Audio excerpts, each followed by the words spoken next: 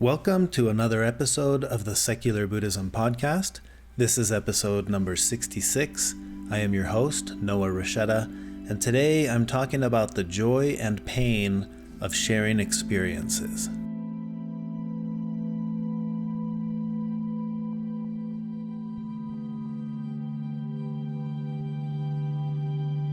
As most of you know, I just recently returned from a 2-week trip to Uganda, Africa. I've announced that trip before here on the podcast and on the website and on the Facebook page.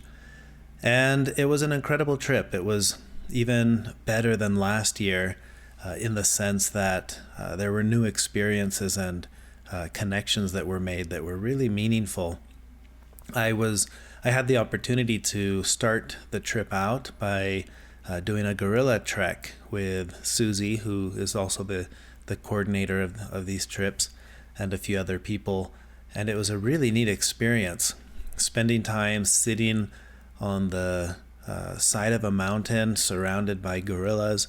The family that we were trekking had 19 members in it, and just sitting there quietly, peacefully on the mountainside, watching them, taking pictures, seeing them do what they do. That was a really neat experience, and I think that kind of set the tone for the rest of the trip.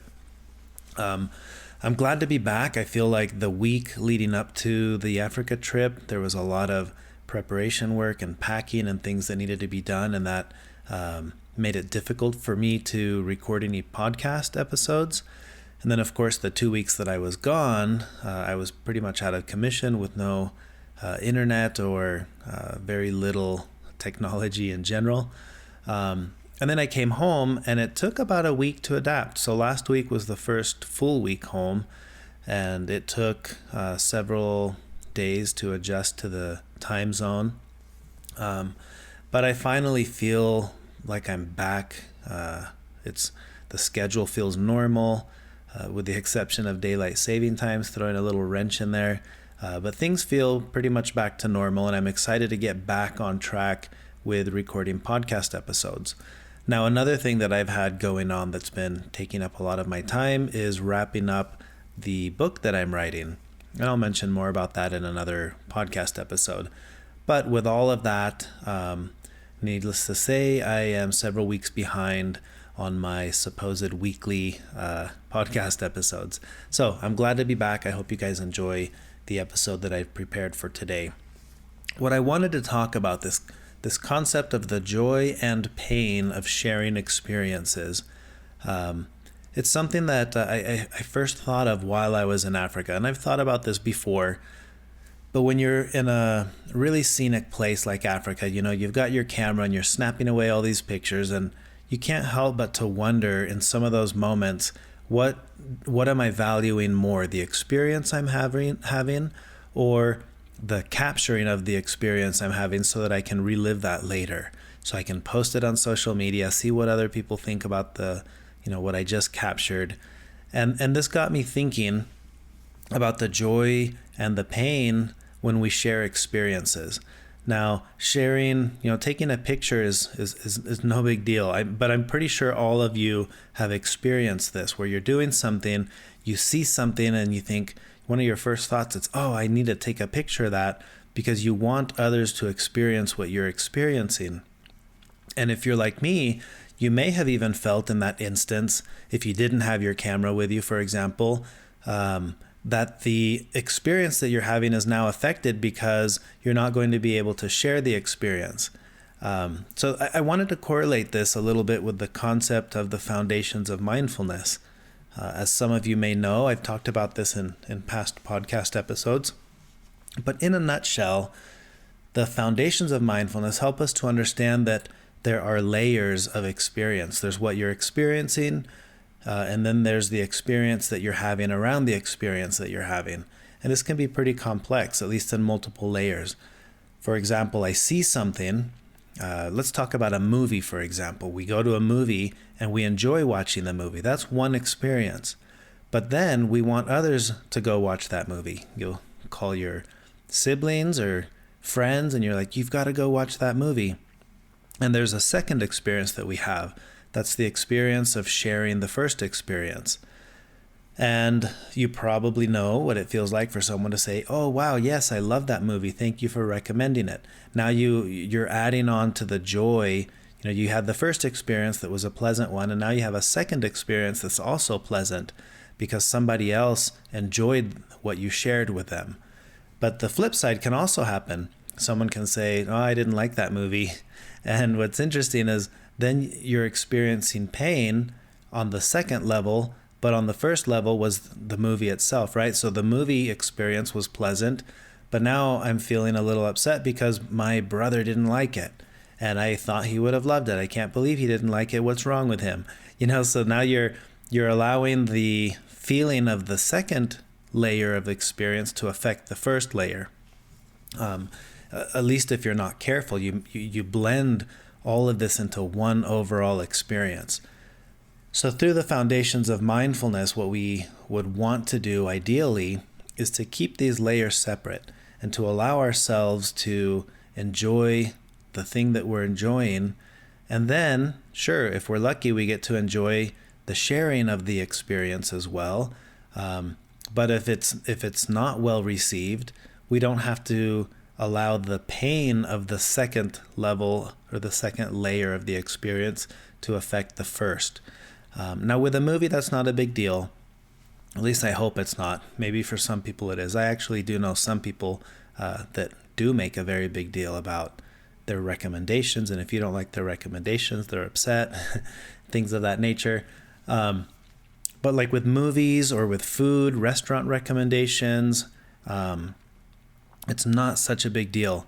What I want to highlight here that I do think is a big deal is the more touchy subjects, political views, political ideas, religious views and religious ideas and religious beliefs, any form of ideological belief, any form of philosophical view or belief, that gets a little more complex. Now, you've probably noticed that when somebody has, let's say, a spiritual experience where they discover a certain ideology really speaks to them, maybe a religion or a religious view, and they adhere to it and they follow it, and they're experiencing the joy of that experience. But the very next thing that happens is the sharing of it. Hey, you've got to come listen to this, or now I believe this. I want you to believe this too because this makes me happy, and I wasn't happy before I had this belief. Therefore, you must not be happy unless you also share in this belief. So now we're on that second layer. And on the second layer, maybe someone will say, "No, I don't like that," or "That doesn't interest me." Or it could get more complicated. They're like, "No, that's stupid. Why would you believe that?" Or "That's false." Or, "Get away from that. That's a cult," or anything along those lines. And now you're experiencing the pain of sharing the experience of what was bringing you joy. And by not separating the two, the pain of the second level or the second layer can drastically affect the joy of the first level, the first layer of the experience. And I see this all the time, especially with religious and ideological views. Somebody will feel the joy of their religious system or their belief system, and then they feel tremendous suffering because you don't share in that with them. And it's unfortunate that the pain of the second layer is affecting their first layer, which is their direct experience with their own belief or their own idea. And I'm sure you've seen this, and I'm sure you've experienced this. Like I said, with little things, going to a movie or finding a good restaurant, that's one thing. But you've probably noticed, if you're listening to this, it's possible that you're not connected to a religion anymore. I know a lot of podcast listeners are in that boat. And we have the tendency to want to do the same thing. It's like, well, I used to believe this, and now I don't believe that. I found this new way of thinking, and this open-mindedness, this liberation from that belief feels really good. So there we are experiencing the first layer of the experience, and then we want to share that with others. So we go to someone who doesn't have our view, or maybe has our old view, our old belief. We're like, hey, just so you know, I left that belief, I left that view, and now I'm here, and now I'm happy. Therefore, you must not be very happy where you are, because you can't possibly know what it feels like to be happy like I am experiencing where I am. And they'll reject it and say, no, that doesn't call to me. I'm very happy with my belief, or anything along those lines. And now we're in the same boat backwards as the same example I gave earlier, where you're sharing something that's very meaningful for you, but at the second level of that experience, the sharing portion of it, it's affecting you, because now you feel offended that they don't want to listen to you, that they don't want to consider your view, or that they'll invalidate your view. They'll say, no, your view is wrong because my view is right. And then we experience suffering, or we experience pain. And what I want to highlight here is that in those moments, you can pause and recognize that the pain or suffering you're experiencing at that moment, in the rejection of the sharing of the experience, it's a rejection of the sharing, not a rejection of your experience itself. Because your experience of whatever is, your belief or your non-belief, or your view, your political opinion, whatever that thing is that makes you feel a certain way, that's you, that's on you, and that's all yours. Nobody else can share that with you. But the moment you want to share that with someone, you'll experience an additional joy if they share in it with you, and you'll experience a new form of pain or suffering or discontent when they don't want to share it with you. But you don't have to allow that to affect your initial experience.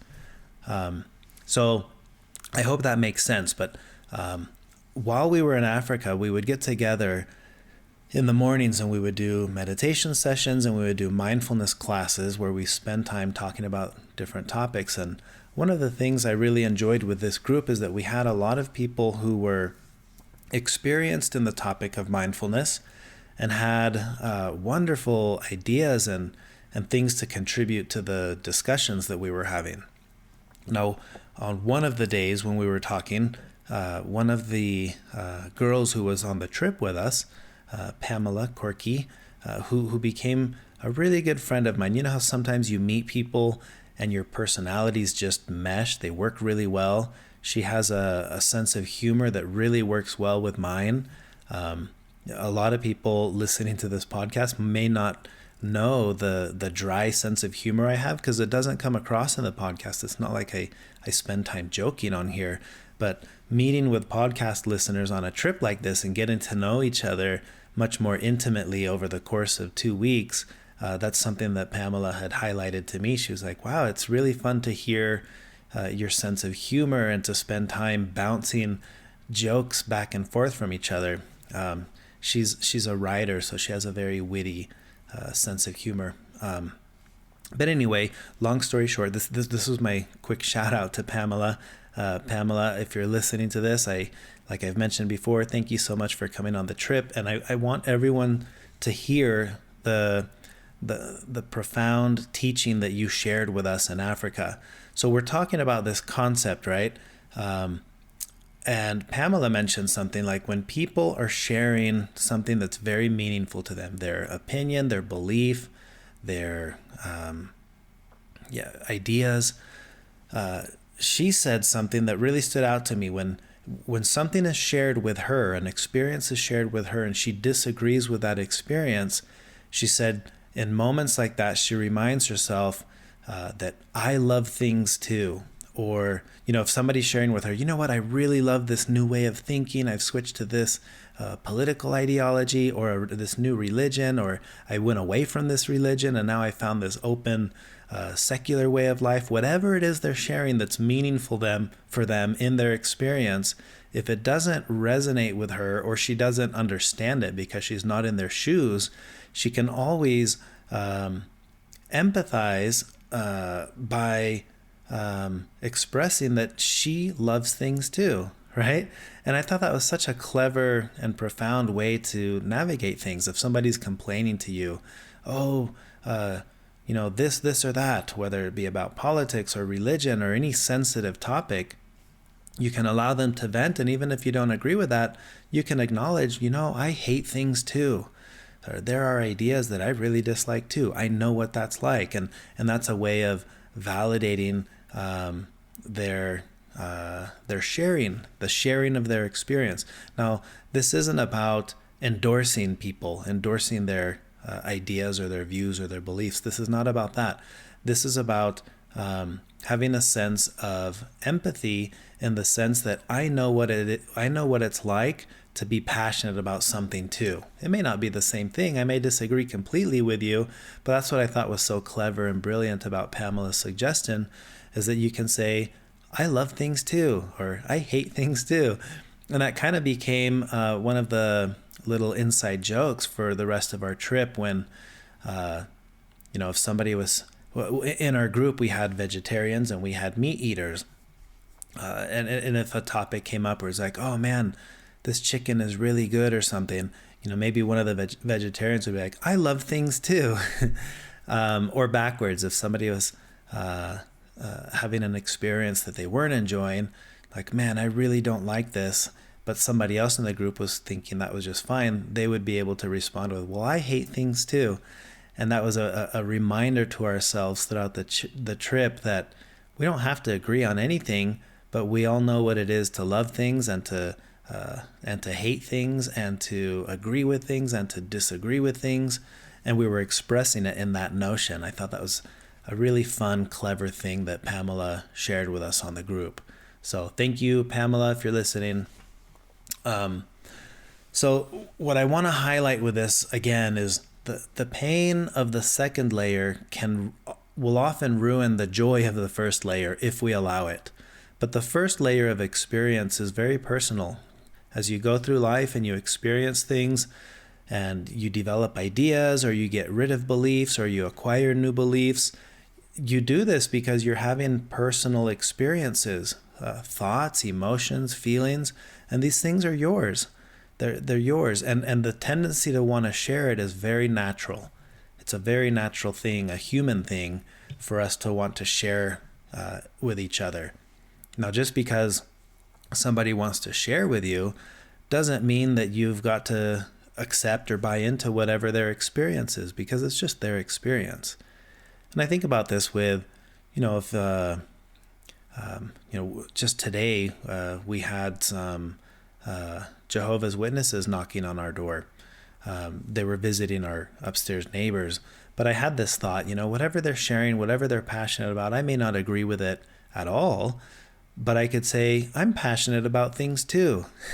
If they were to express in that moment their pitch of here's the deal and listen to my message, I genuinely could respond and say, I'm passionate about things too. Thank you for sharing that.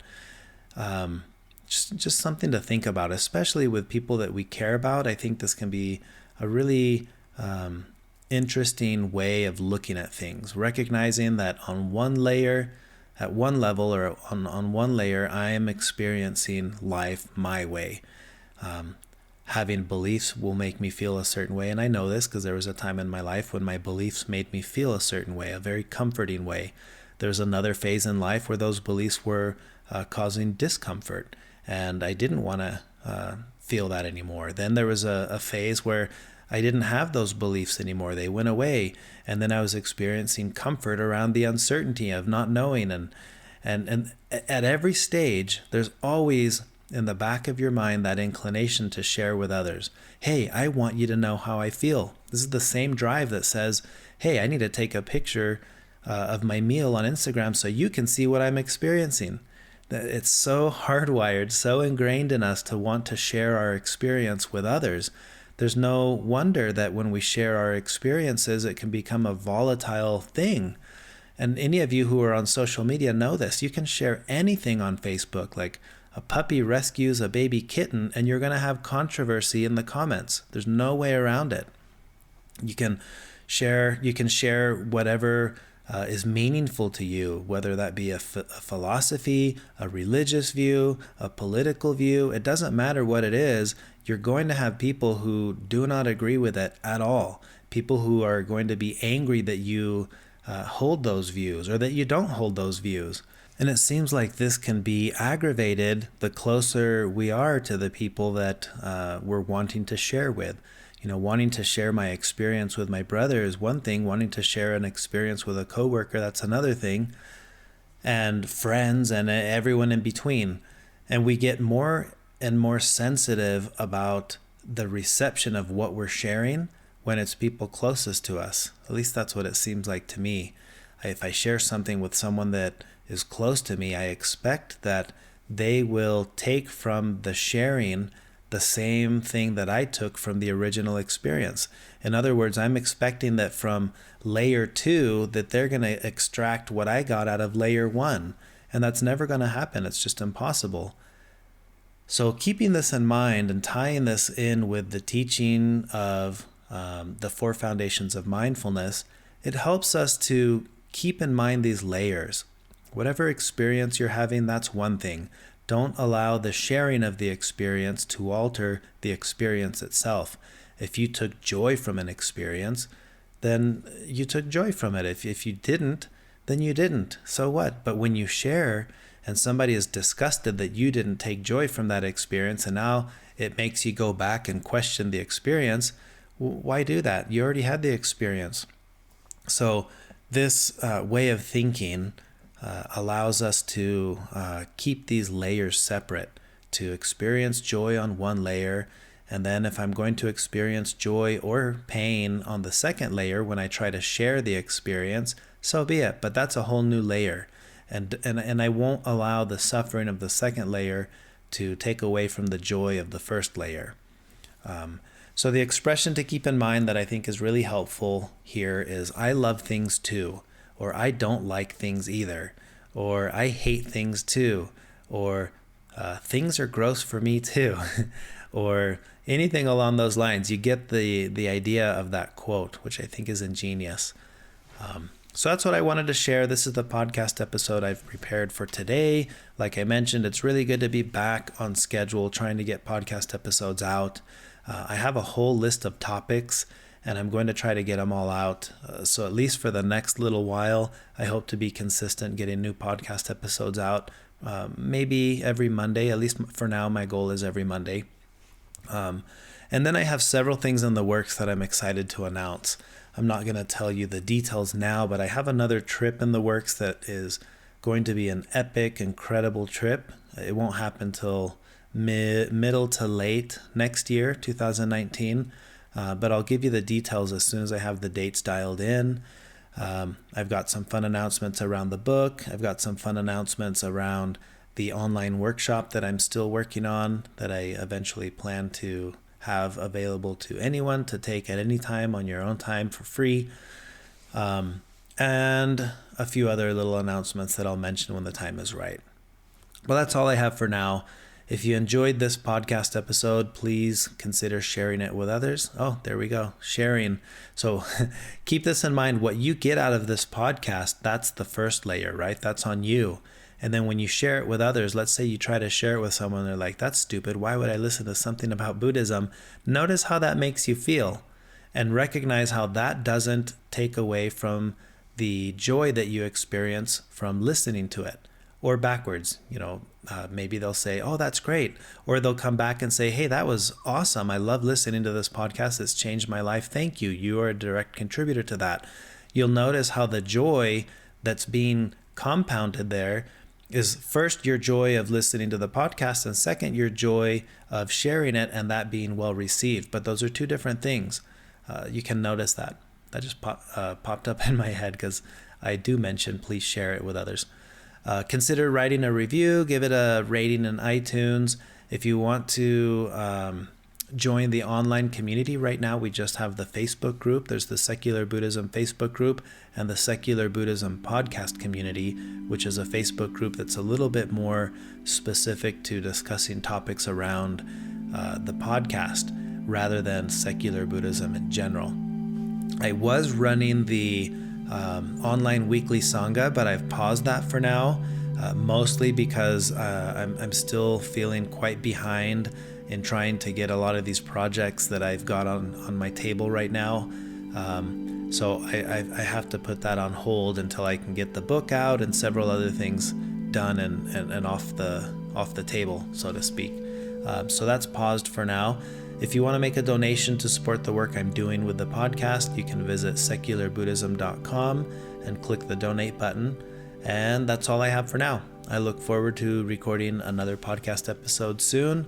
I'm glad to be back with you guys, and until next time.